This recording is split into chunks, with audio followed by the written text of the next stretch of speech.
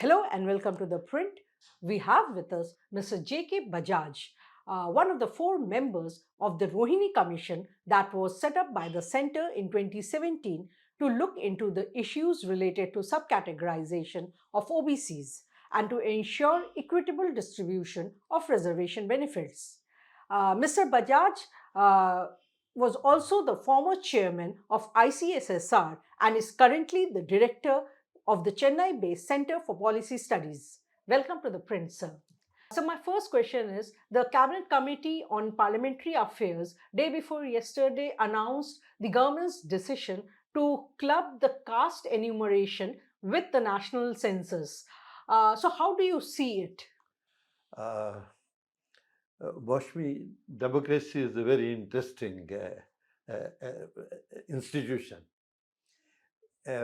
In a democracy, different political actors make decisions largely to maximize their electoral advantage. But it is the good thing about democracy that all these decisions taken largely for selfish electoral interests of different groups generally lead to a direction which is towards equity and justice. When this decision was made, this was my first impression that this was a decision pending for decades. And finally, it has been made. It's not clear under what kind of electoral or political pressures it has been made. But it's a very good decision. We knew about the last census, including caste, that we conducted was in 1931. And we have been running a polity after independence in which caste is important.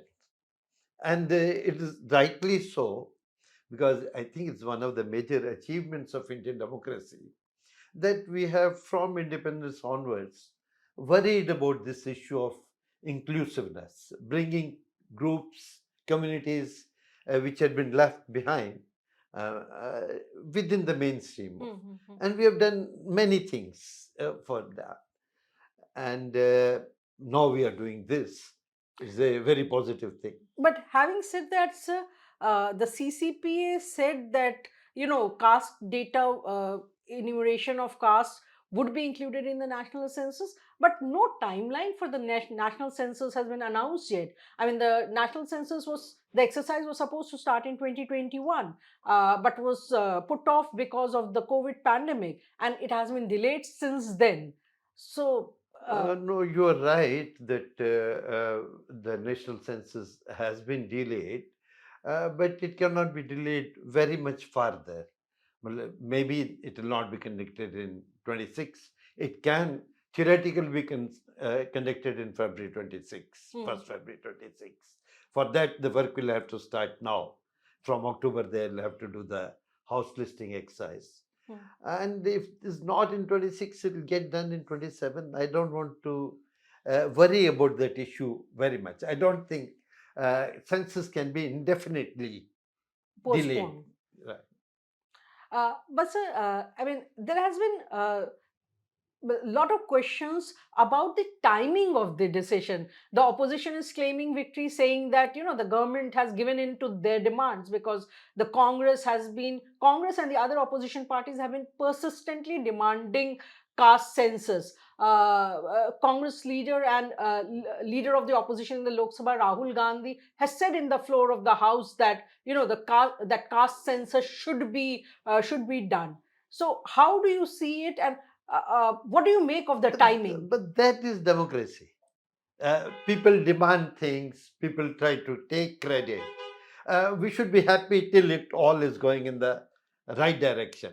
After all, in a democracy, things will happen only by different kind of contention between different groups. And this contention is what carries history forward. And to me, it seems that the way we are organized, we could not have indefinitely postponed doing a caste census. So why is a caste census important? Why is it required?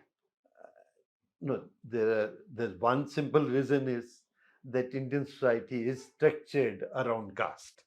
How important it is in modern times, all those are different questions. But in Indian polity, we are using caste as a parameter, and we are using it fairly crucially. That parameter is used both in elections and in assigning public positions, in assigning places in public institutions. In various ways, we are using caste, and there is no way you can keep on working with caste in such detail and don't know about what are the numbers. That's really running the polity blindly. Mhm. So whether you wanted it or not, at some point the other, caste census had to be done. And once it is done, it will have to be repeated from decade to decade. It's not that it is done once and not happen again. But how will it help, sir? I mean, I'll once tell the number, once the census is done, caste census is done, how does it help? That I'll tell you. How does it help in governance, policy making? Okay, I'll tell you. No, one is that now that we are doing the caste census, we should preferably do it with great rigor, because otherwise the data is not too useful, as it happened in the case of The 2000 socioeconomic caste census. socioeconomic caste census, which means that before we undertake the uh, uh, caste census, and this I think the government knows, we have to make lists of castes, give a code to each caste, so that it is not the name of the caste which gets entered into the data, it's the corresponding code which gets into the data. Uh, and that is not a very simple exercise, because we do have the list of SCs for which we have been doing a census. We do have the list of STs for which we have been doing a census, and those are coded. We have a list of SCs, OBCs for the central list, and we have OBC lists of the states.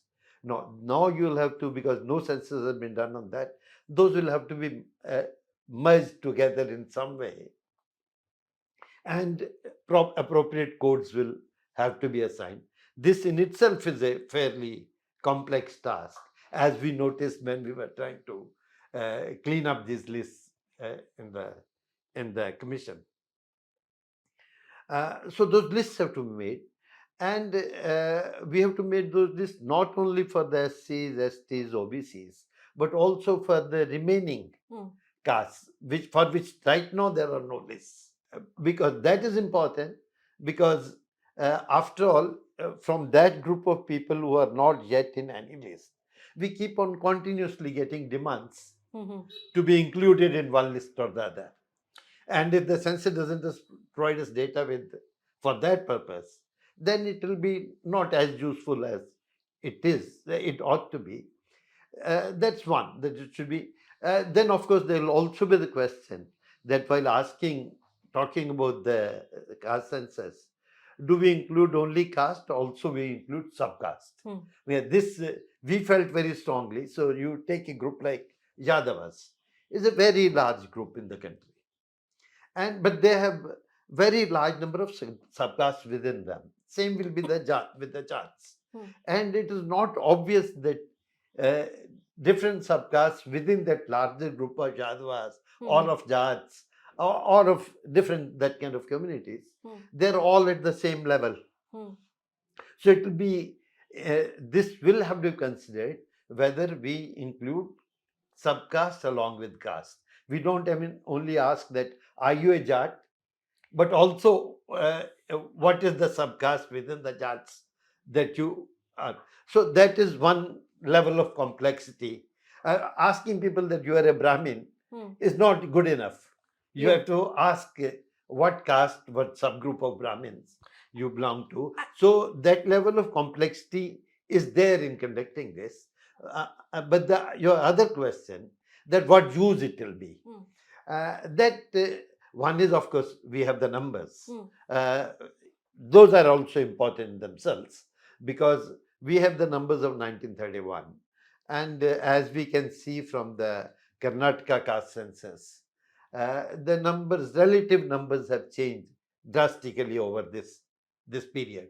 Relative numbers of different caste groups have changed drastically. But what to me is more interesting is, more important is, that a census doesn't give you merely numbers. In the census, once you put a caste column in the census, all of the data of the census will get correlated to this caste. For example, you'll get an answer to the question as to, in this particular caste group, what percentage of people have a matriculation, completed matriculation? What a percentage of people are graduates? What percentage of people have a kacha house? That kind of questions which the various commissions had to undertake detailed surveys to, even Mandal Commission claimed to have undertaken detailed surveys to find answers to these questions, to the various backwardness parameters. A census will give you this on its own. The clarity. It'll give you the numbers. It'll give you the numbers, because all these backwardness parameters deprivation, all that are already there in the census. So, sir, now that the caste enumeration will be done with the national census, so what does it mean that a column on caste would be included? Say column on caste will be included, but while tabulating, the all other data will get cross tabulated on caste. Okay, so the demographic data, the education data, the assets data, all that will get cross tabulated on caste. So you can ask this question, that for this caste, what are the various parameters of deprivation? Okay. And you will get answer to that. So that's why census is much more important than Karnataka doing a count of the census, not merely head count. Census is a much larger sociological exercise. So Karnataka would get answer in however well they do it. They'll get answers on only how many people of which caste. Bihar will get answers only on how many people of which caste. But the national census will get answers on, for this caste, this many people, what are their various attributes, social attributes associated with this caste group. That you will get. Right. So in that sense, census is always much more important than any survey that you do. But sir, the NDA government, I mean, different leaders from the BJP, including the Prime Minister, including the Home Minister, have in the past said that, that caste census is not required, and they were against the caste census, I mean, so to speak. So what brought about this change in mindset? My personal feeling, Mashmi, is that what is said in contention and what is meant are not always the same. This question whether we do caste census or not would be always under consideration in all parties. And what is demanded at a particular time will be according to the needs of that time, electoral needs of that time. So all this is not very important, what BJP was saying and what Congress was saying. Or Congress, after all, Congress did not release the Mandal Commission report. It was a particular juncture of Indian polity that it got released. It was a special time that it got released. So to me, I don't think anybody is so convinced that caste census should not be done, or anybody is so convinced that it should be done. But I think the need of the polity is that we need to know what are the numbers of different castes and what is the status on all other parameters that the census counts. Right. So this brings me to the question that you are a member of the Rohini Commission, which was set up to look into the issues of subcategorization of OBCs. The report was submitted to President Draupadi Murmu in July 2023, but it has not been made public till now. So what happens to the report now? While doing our work on that commission, we were also looking at this only as to what is the relative deprivation of different groups counted amongst the OBCs. And what we had tried to look at, one set of data that we decided to collect was that we have this OBC reservation going on for several decades, 3 decades. It was 73, so it's 4 decades now. So we have the data on which caste has got how much in government services Reservation. and in reservation in the. So we were trying to collect the data, and since we were not the census, we could only collect limited data, and we could collect it only from the central services and the central institutions, central education institutions. Now that we have decided to collect the caste data in census, that of course will, I do hope that the next step would be that we also start collecting data on through the reservations which subcaste is getting how much. And that should be also done with the same completeness as the census is done. And that is data which is available with the government. All you have to do is that whenever an admission is given or an recruitment is done under some quota, you get it logged somewhere.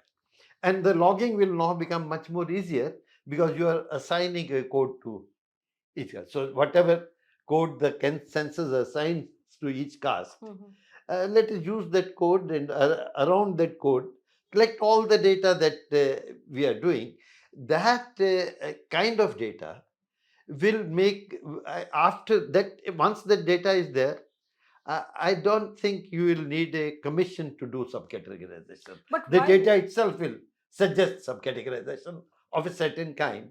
And I think it will be very important to collect this data if you are doing caste census, because as you have been mentioning, once the caste census is done, there will be competing demands from different groups that we are so many and we are deprived, we must be So in winning. fact, that was one of the reasons that the opposition, different groups have been saying that, that's one of the reasons that no government wants to make the caste data public, because of this contention that maybe the number of OBCs today has gone much. No, so what I'm saying is we should combine this data.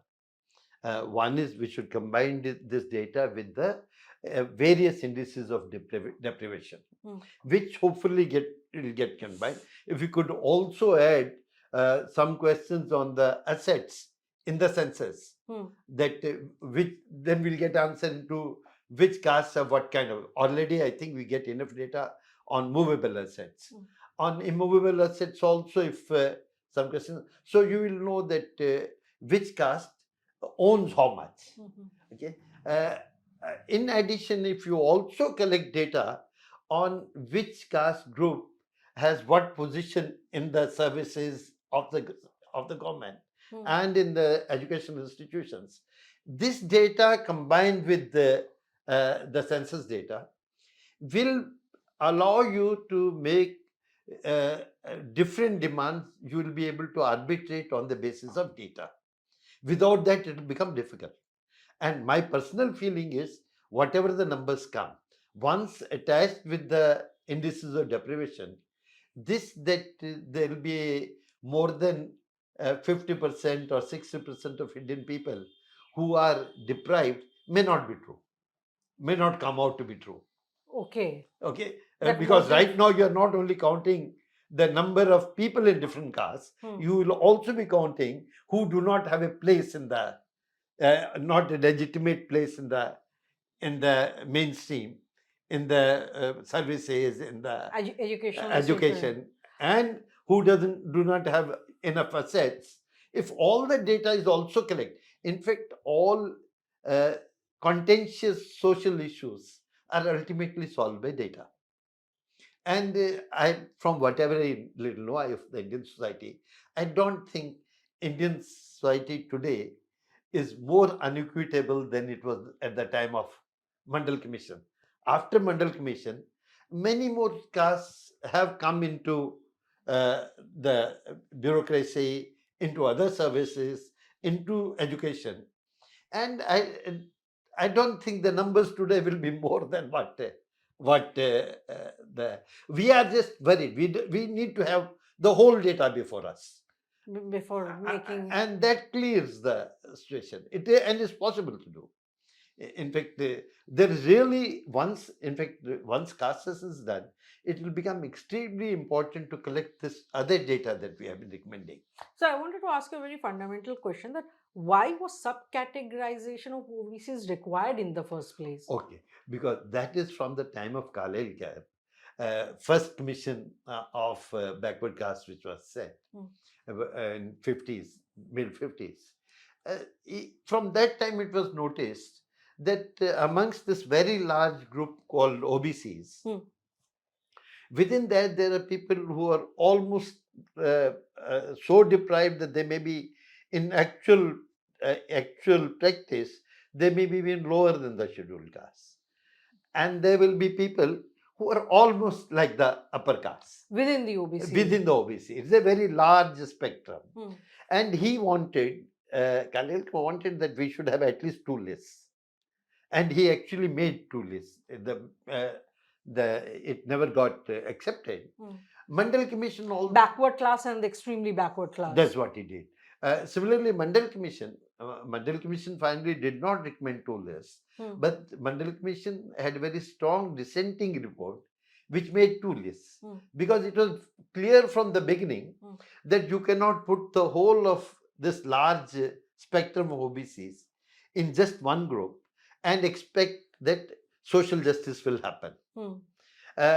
It was not done because at the point when we were doing it, the whole spectrum of these groups had little space in the either in the services or in recruitment.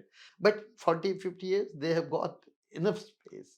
And now there is the time to see who are left behind. Right. And so that's why this commission was set up. And once you have the data, and we try to do it through the data, once you have the data, it will be very difficult not to do subcategorization. And my personal feelings, once you have the census and various demands start coming, this is the kind of data which will allow you to wade through those demands and come to reasonable, acceptable solutions for every group. Overall, it will deepen our initiative for social justice. So you think the report that was submitted by the Rohini Commission on subcategorization of OBCs, that will be still valid? Oh, the process we followed is extremely valid, and the process that we have followed, we have put down in public domain. In fact, actually, the report doesn't matter. What matters is that we are insisting that this process must be followed for all reservation, so that reservation doesn't become a static thing. Static for a that even within the OBCs, if those who have been left behind, they no, can. But it should be done, because now the Supreme Court said even for the scheduled caste it should be done. Right. And if even I have been saying scheduled tribes you have to do anyway, because if you don't do this, then all your social justice initiatives get limited to a few groups, very small groups actually. And now that we have made up our mind to collect data at the census level, this other data should also be collected. Otherwise, that data, census data, is going to create problems of a different kind. Sir, the Rohini Commission, in the course of making its report, had conducted a couple of studies. In fact, one of the studies found that of the total approximately 2,600 subcategories groups within the OBCs, there are some 40 groups where, about 50% of the reservation benefits in government jobs and central, in higher educational institutes have accrued to just 40 of the groups. You are right. That's what our data was showing. And in fact, when we collected this data, our conclusions was that we don't need to do anything further, because this data itself itself will be suggesting as to what is required to be done. And that's what I'm repeating now, that our data was limited. It was what we had collected. The government is in a position, once it is collecting this, the kind of data the caste census will give, to get complete data on the benefits that have accrued to different castes over the last, if not over the last 40 years, from today to in the next 2-3 years. Even that will be good enough data. And once you have that data, then the data on itself, on its own, as you have seen in that study, will suggest that this is the way to subcategorize. So that is true, and that's why subcategorization in the present situation seems extremely urgent within the caste census. Within the OBCs. But it will be also urgent if you start getting the data, and the data is strong enough for the Supreme Court to rule on it, that we can have subcategorization within the scheduled castes. And what is relevant for the scheduled castes is also relevant for the scheduled tribes. So on the whole spectrum of reserved categories, we need to have subcategorization. Uh, in fact, this data, once if we collect it the way I am suggesting, you may even find that in the groups which are so-called which are not in the deprivation list, you may find groups amongst them who are highly deprived. And it's quite possible if you do the kind of census that we are going to do, and once it is related with the deprivation parameters that the census measures, and the census also starts measuring the assets at some level, the immovable assets at some level, you may find that there are groups in the forward caste, so-called forward caste, who are actually as deprived as many groups within the backward caste. And this is not unusual. It has whenever that kind of measurement is done, Bihar ended up including many Vaishya groups amongst the OBCs on that kind of consideration. So data is useful in that, and it will. I don't think anybody needs to worry. Caste census will lead us to our deepening of our understanding of Indian society and deepening of the social justice, inclusiveness measures that Indian society has been very serious about since independence. So some of the states, including Bihar, Karnataka and Telangana, in recent years have done their own caste census in the state. Though the reports have not been made public, leaked reports in media suggest that OBCs, SC, STs put together, the number is more than 50%. What do you have to say to that? That is why I am saying that it is not right to count heads. You count heads along with the other social measures, social parameters, which the census will do. It was wrong for the states to be doing this because they are only counting heads. So you may find that the number of heads which are coming under SC, ST, OBCs is above 50% or above 60%. But which is not saying the same thing as the number of people of India who are relatively deprived, much more deprived than others, is more than 50%. In fact, Mandal's argument was this, that he said the total number of people who is putting in the OBC list is 52%. But equity will be served if you give them 27%, right? Because it doesn't mean that all 52% are deprived. Are deprived, okay? So he said if you give half of that, the ends of equity will be served. Enough opportunities will get created. So just numbers is not enough. That's why I am saying the census is much more important than the surveys that the various states have done, because states can only count heads, while census counts heads and associates each group with various other socio-economic parameters. And then we will realize that perhaps the deprivation is not as high, the number of people deprived or excluded from public services and public institutions may not be as high as is being claimed. So that's a.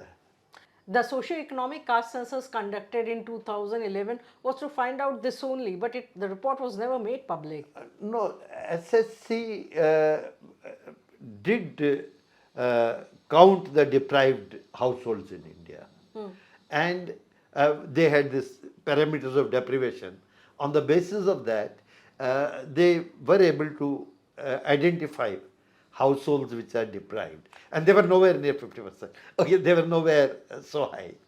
And much of our social efforts since then, social equity efforts, are being directed by those numbers. Based on those Only numbers. what was not done was to associate deprivation with caste.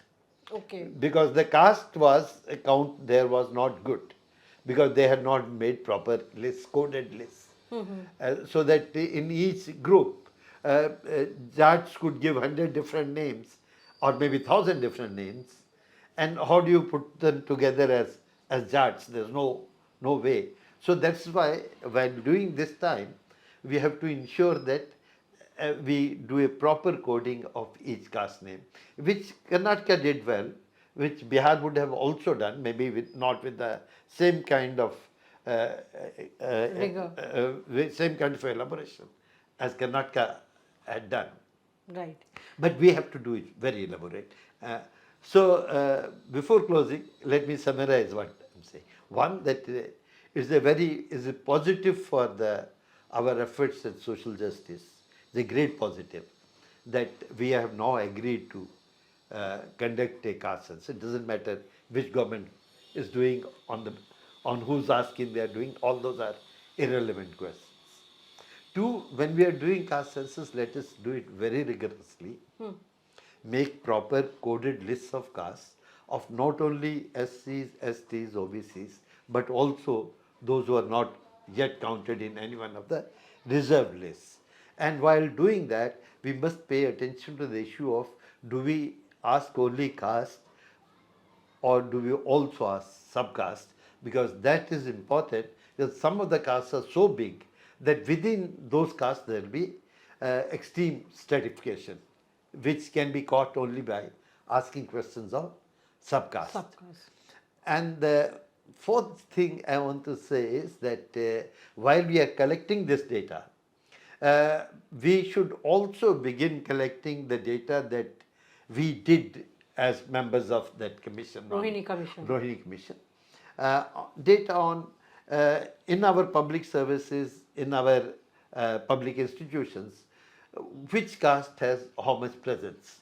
How much representation? How much is representation?